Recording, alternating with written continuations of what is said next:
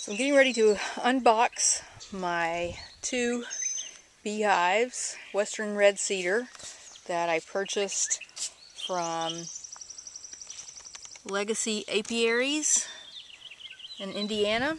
Everything is packed up nice and sealed tightly in the boxes. They're very large, not particularly painfully heavy. I was able to move them without any difficulty. Just bend from the knees, get a good grip, and pick them up. Don't bend over. And of course, pack tightly with paper around the top of the hive.